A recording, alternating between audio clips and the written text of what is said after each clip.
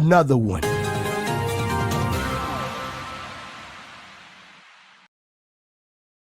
So this question says, does software development engineering test or software engineering test or quality assurance engineer have good long-term prospects in the US? Interesting question. Okay. So I've noticed I noticed there seems to be tons and tons is in all caps, tons of these jobs overseas, especially in India. Is this a good long-term career to take on in the US? It also seems like very often there's only one test engineer on a team so that they can't learn from anyone else. Hmm. So the first question, if it's a good long-term prospect in the US, the answer, in my opinion, is yes. It is a good long-term career because the type of jobs in the US, if it's possible to outsource, are, I would say it's the low-hanging fruit jobs, right? The jobs that pretty much anybody could do it, but it costs too much to do here, right? Now the jobs that are longer, like the jobs that are longer term and that are going to be based here, and this is totally my opinion, right? Could be totally wrong about this, right? But those are the jobs that are that require critical thinking. It requires innovation. It requires like close collaboration and teamwork. And the example from, let's say, software engineering, right? If you put the software engineer and software like a QA engineer, right, who like does like they focus on automation and all that type of stuff on Docker, like pretty much if you focus on the things that I tell you to learn, then you're going to be needed here, right? Not to mention, if you are sending just like pre-decided test cases over to another country, like to offshore it and stuff like that. Yeah, they can write up they can write up everything for you, right? They just go 1, 2, 3, 4, 5, and they write it. But the problem comes in, we need an actual engineer, not somebody who's just going to follow the steps 1, 2, 3, 4, 5. We need an actual engineer who's going to be developing and building this stuff, right? So, like I was saying, if it's something that's like easily done, right? You don't need much collaboration with it. Yeah, then you're going to send it off overseas, right? But if you need close collaboration with it, and you need it to be, you need to be working closely with the engineers, so you can be like lockstep, where you can be. And here's another thing, right? Here's another thing. No one's going to care for your product or application as much as the people who actually work for the company, right? So if you are using contractors to be your actual engineers, your software development engineers, right? Um, it's gonna be tough. It's a lot tougher to do it that way. Okay, so so that's why I say that they're always going to be needed here,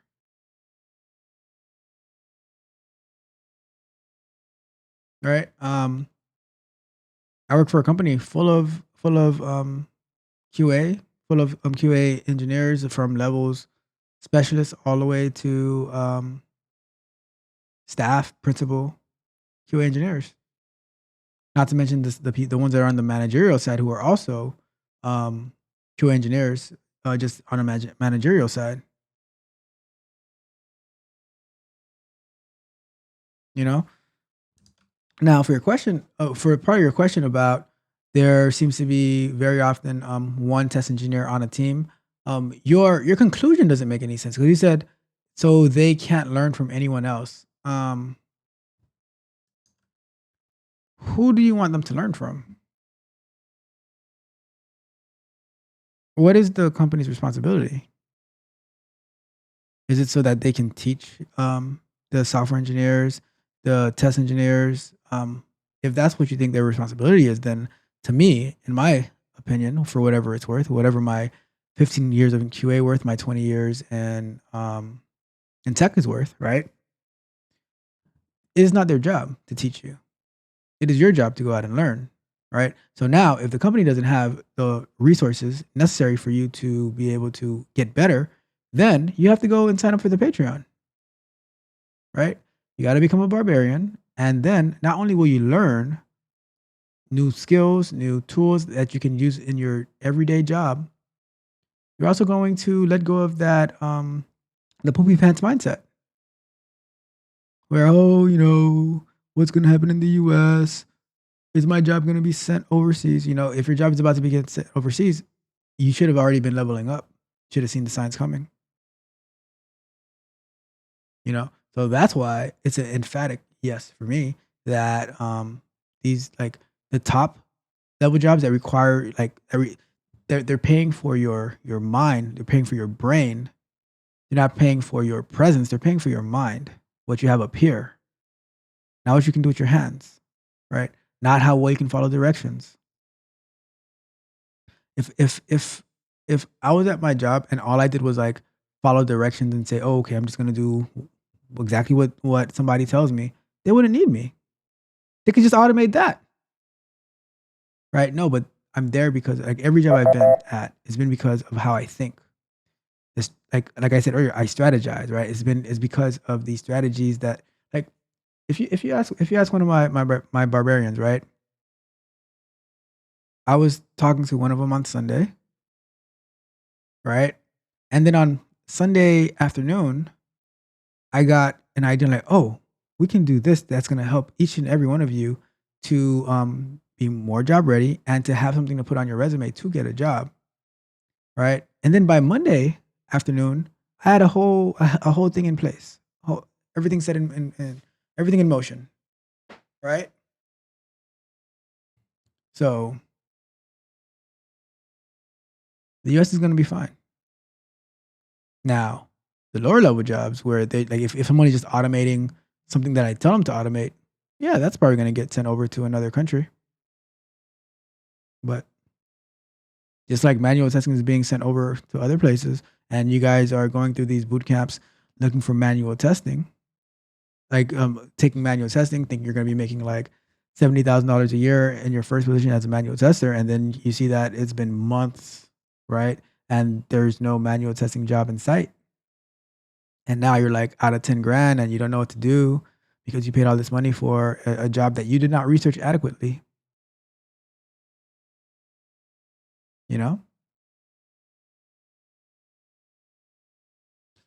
Well, that's how the cookie crumbles.